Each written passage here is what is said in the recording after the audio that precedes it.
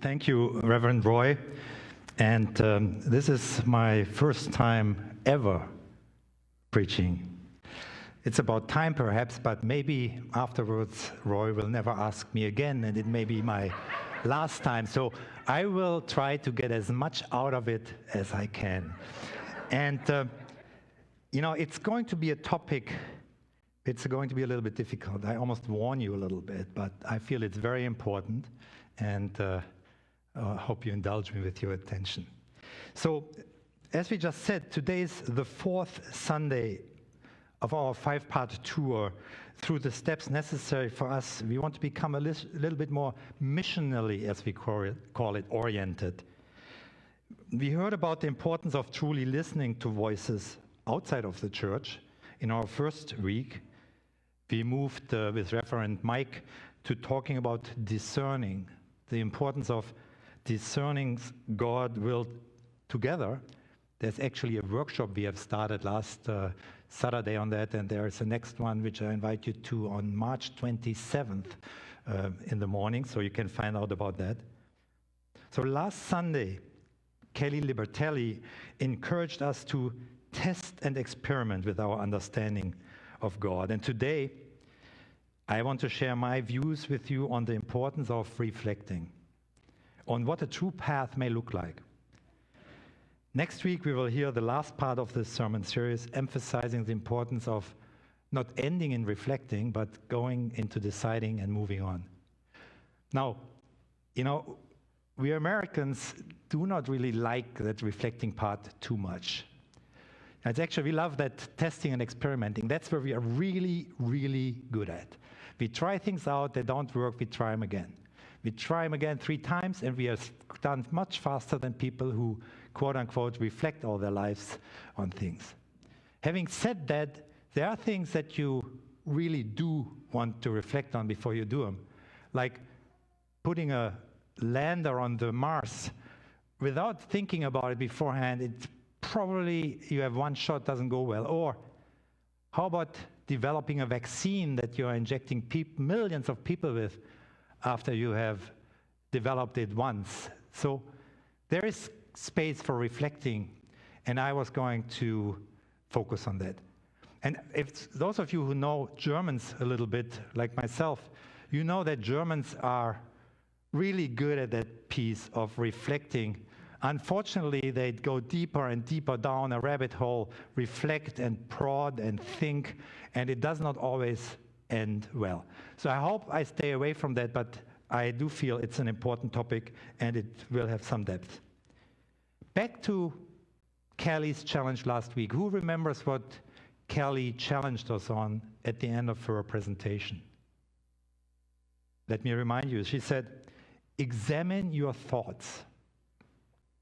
See, she asked us to pay attention to what we think about ourselves, those we love, and about other groups that we are not so familiar with.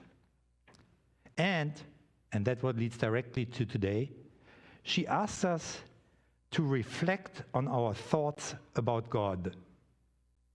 Are they true, she asked, or are they just familiar?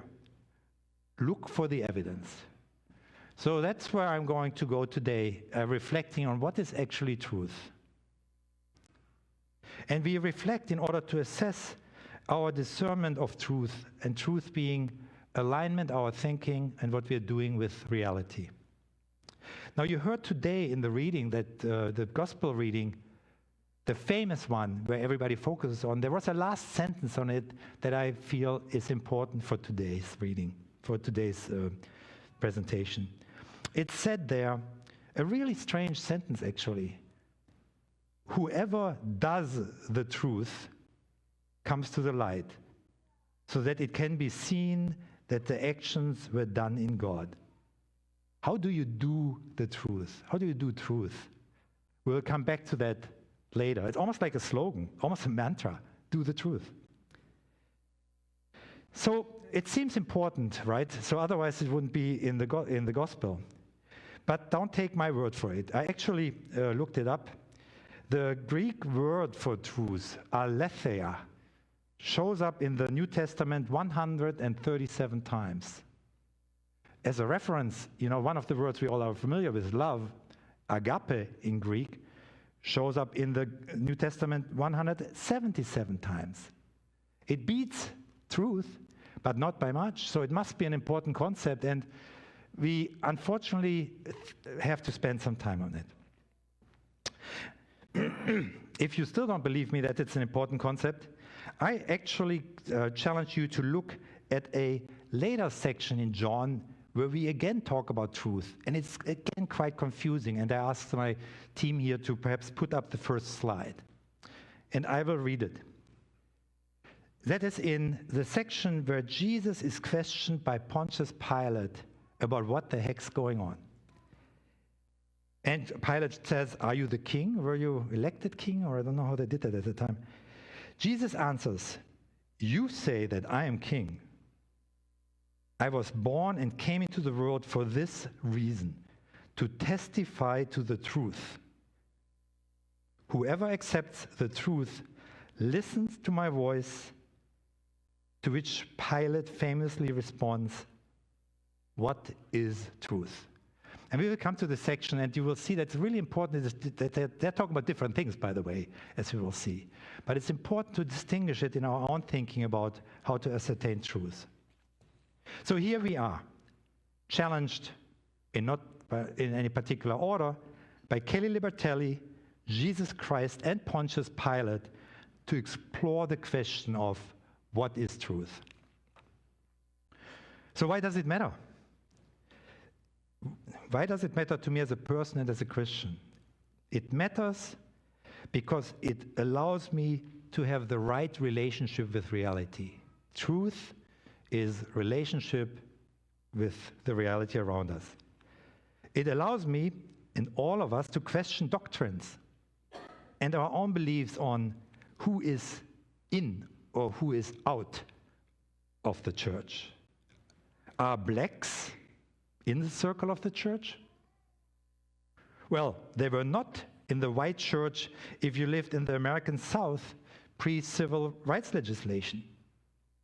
But now we say the truth is they are in. Okay, why wasn't that truth already 100 years ago? What about different family structures and sexual orientations, in or out? That is how Kelly challenged us. Oh, and here's my favorite. I have to throw this in. What about different religious beliefs, in or out in God's kingdom? And how should I relate to these as a Christian? Ignore them?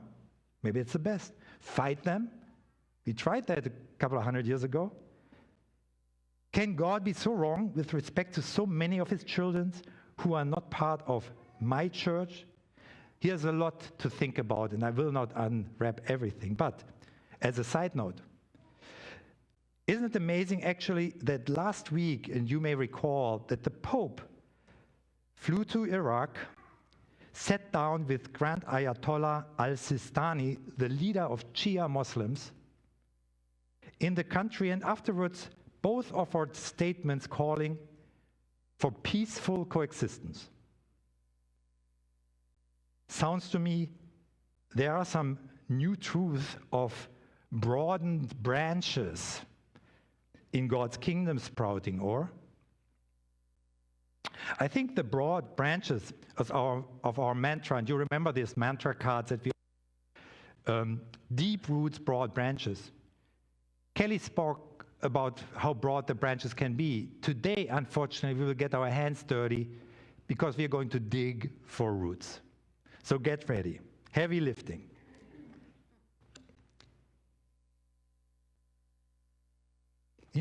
I think these broad branches are only sustainable if we have really deep roots. Without roots, there are no trees. Without trees, there are no broad branches. You can almost say the shallower the roots, the more meager and narrow the tree canopy. Without deep roots, I tell you, I am afraid to lose my balance. And if I have broad branches, I will definitely fear losing my comfortable identity. So I have to keep those branches narrow.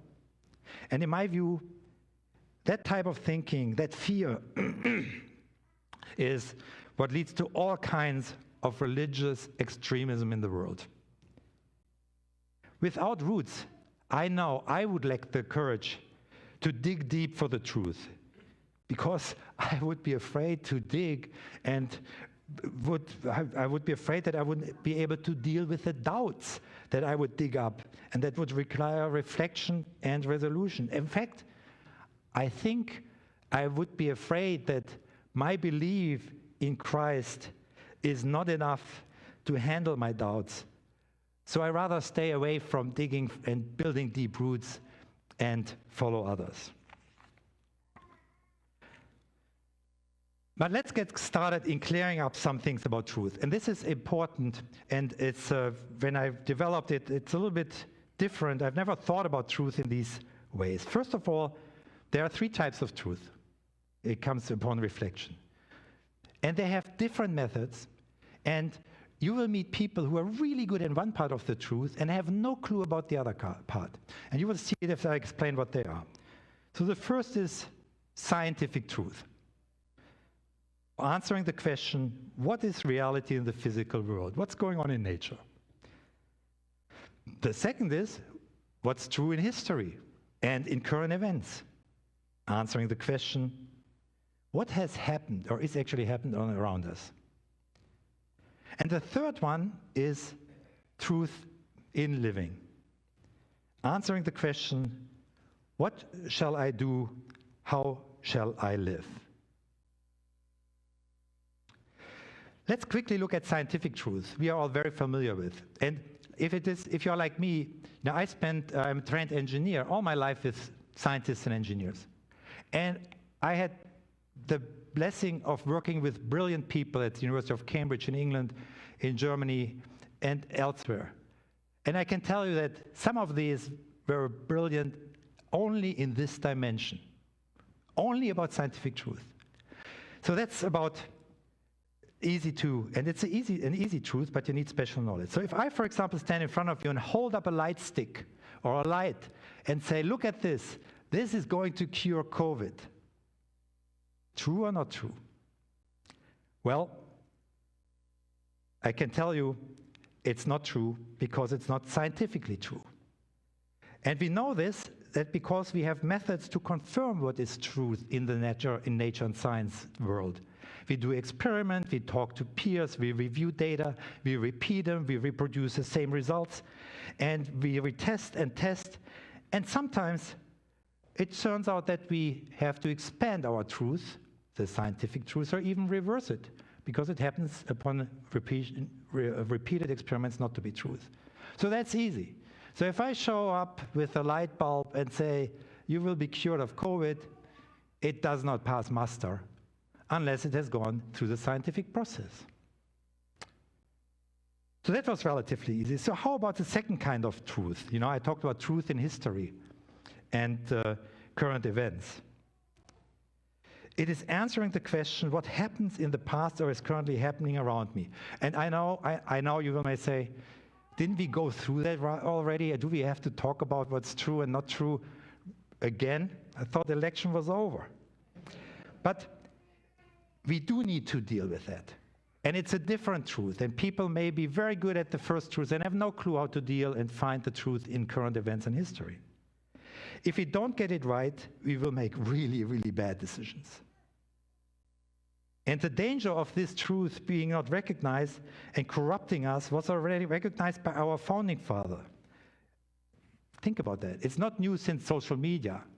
And I would like to ask my friends to put up the next slide. And I know it's hard to read. I will read it to you. This is from Thomas Jefferson, third president, as I'm told, and 1785. Pardon me. A despotic government always keeps water. Pardon me.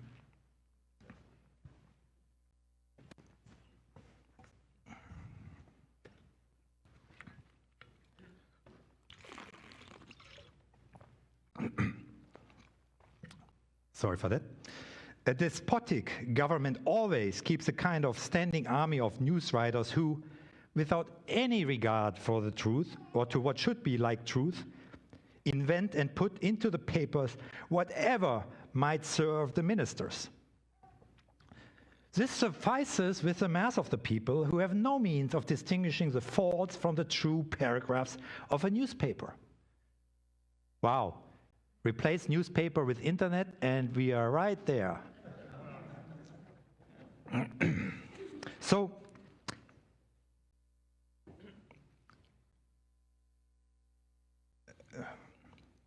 as a German, I know exactly who perfected the art of spin and the propaganda in the modern world. The Führer, Adolf Hitler. And he ruined a whole country that was that way and threw the whole world into chaos. So yes, it is important. But more recent here, in the US, we saw on January 6th in Washington what happens if politicians and what Jefferson would have called hired newsmen, news writers, over and over repeat lies. People die, and potentially democracy dies. So Thomas Jefferson is well known for his answer to the problem, namely having, and he repeated it over and over again, a truly free press and a population able to read and understand. Hence his push for both freedom of the press and free general education in the United States. So how do you find this truth? So the method to find truth with regards to events and history, I like to call it the jury method, like a jury in a court. And it's like a jury, it is mandatory to listen and understand information from multiple angles, from both sides, other sides than I'm comfortable with. As you know, it is unacceptable for a juror in a jury trial to come with a predetermined judgment that he or she wants to have affirmed. No, the jury has to go through the effort to sift through the information.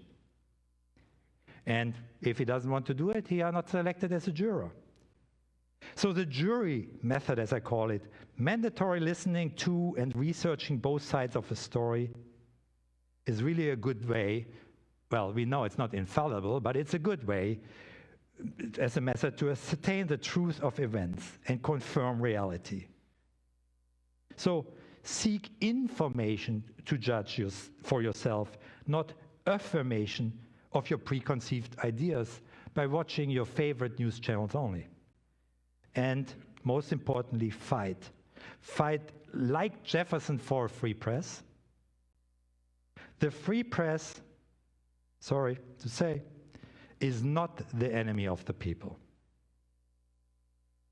Only dictators like Germany's Adolf Hitler, North Korea's Kim Jong-un, and China's Xi Jinping would really argue that point. But back to the Gospels. So I said I would come back to the saying of Pilate when Pilate says, "What is truth?" He was actually primary in an investigation about what has happened outside. That was the jury method. If you reflect, he said, asked Jesus, the accused, what happened out there? And Jesus answered. So that was literally the jury method in a small aspect. And he wanted to find out what is truth. And you remember what Jesus spoke about? Something, if you think about it, totally bizarre, because he didn't talk about the events, what was going on. He said, "I was born and came into the world for this reason, to testify to the truth. Whoever accepts the truth listens to my voice." He's not talking about what's going on out there. He was not talking about scientific truths and teaching us how to do a good experiment. That is understood, that we can figure that out ourselves. He's also not coming into the world to teach us about the jury method, how to figure out what's true in the events around us. He leaves that also up to us with the jury method if we want to use it. No, there's obviously something else. He is testifying to something which we are supposed to do. Remember from the earlier reading in the Gospel where it says, "Do truth in order to get closer to the light of God." It's like almost like, don't do drugs, do truth, And so what does it mean to do truth? Obviously, it's to act a certain way. This is what's called normative truth. Different from the other two truths. And as I said before, I have friends, unfortunately, who are great scientific minds, who are actually really good at this jury truth in figuring out what's going on, who have zero insight in even the reality and the existence of this third type of truth, because they've never thought about it. So this is this normative truth. And this truth is quite different because it's not relative to our current understanding of science and evolving with what we understand in science. It's actually an absolute truth. And it's the answer to how we should behave. And fortunately, and that's why I will be through with this, with my lecture soon, it's very easy to find. Now that seems obscure because it seems such a fundamental truth. It must be difficult to find. But if you think about God's universe, of course it's easy to find because it's for all humanity.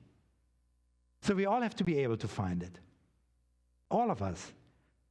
The king and the scholar, the scientists and the engineers, office workers, teachers, generals, soldiers, doctors, firefighters, CEOs, factory workers, and the rich, the homeless, prisoners, the healthy and the sick, even clergy should be able to find this truth easily without a degree in divinity.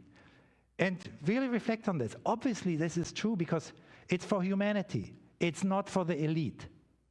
And so what is this truth? And where do I find it? Well, it's good to start with, as always, with the gospel. And fortunately, for me at least, Jesus has helped me out a little bit.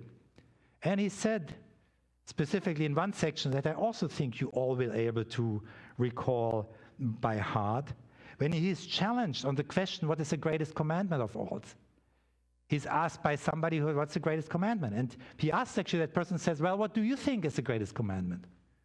And that person answers as following in Luke chapter 10. You shall love the Lord your God with all your heart and with all your soul and with all your strength and with all your mind, and your neighbor as yourself. And Jesus said to him, you have answered correctly. Do this, and you will live. So that's not too difficult, right? Loving God means, of course, to love his whole creation, not just the part that really pleases me. And the rest is the golden rule, taught in all major religions, by the way. And that's a starting point. It is true and universal. And yes, there is a lot more to godly living in the Bible and studying it. So there's more to do, but I think this is a fantastic starting point. So let's not dilute this important greatest commandment. It is universal and absolute, and living it into this creates the powerful root system for all of us here at Cornerstone, which supports these broad branches that we are trying to extend without fear of losing our spiritual footing. And when it comes to relationships, it is quite clear what it means to live into truth. In evaluating and interacting and relating to each other, we always have to ask on ourselves, do I enhance the spiritual, emotional, or physical well-being of another human being? And if I come to the conclusion, yes, I do in this action, we know that we, as Jesus called it, do the truth, moving closer to the light of God. And that's what in my view is meant with that last sentence of the gospel reading today. Now, I know that I don't understand the mystery of the full extent of God's grace. But I'm sure his grace extends much farther into the universe than my own limited tradition wants to make me believe. And our founding father, Wesley, also thought it this way. That's where this so-called prevenient grace idea comes from, that all humanity has grace embedded in themselves. Because we all have access out of the gates to the truth of God's love. So coming back to Kelly's challenge to evaluate our understanding of the truth of God and reflecting on in or out of different groups of people, well, I come to the conclusion that if in doubt, they are in. That's where the truth falls. And let them come just as they are. That is a great start for a truthful life. So let me summarize, and that's the last slide, and thank you for your attention. I think this is heavy stuff. I find it so very important. Let me summarize 2 different truths with different methods. Truth in nature, the scientific method. Truth in history and current events. Take a jury method, listening to what information on both sides. And truth in living. What shall I do? We should use spiritual inquiry through prayer and meditation, particularly now through the Lent season. But we should be comfortable in starting with Jesus' greatest commandment, the Golden Rule. Hence, let's continue to invite everyone to the Lord's table. And they can come just as they are. After all, here at Cornerstone, we do shout, all are welcome. I cannot wait to see who will show up as we further march into the world with this invitation on our lips, deeply rooted in the knowledge of God's grace and love for us. All are welcome. In Jesus' name, amen.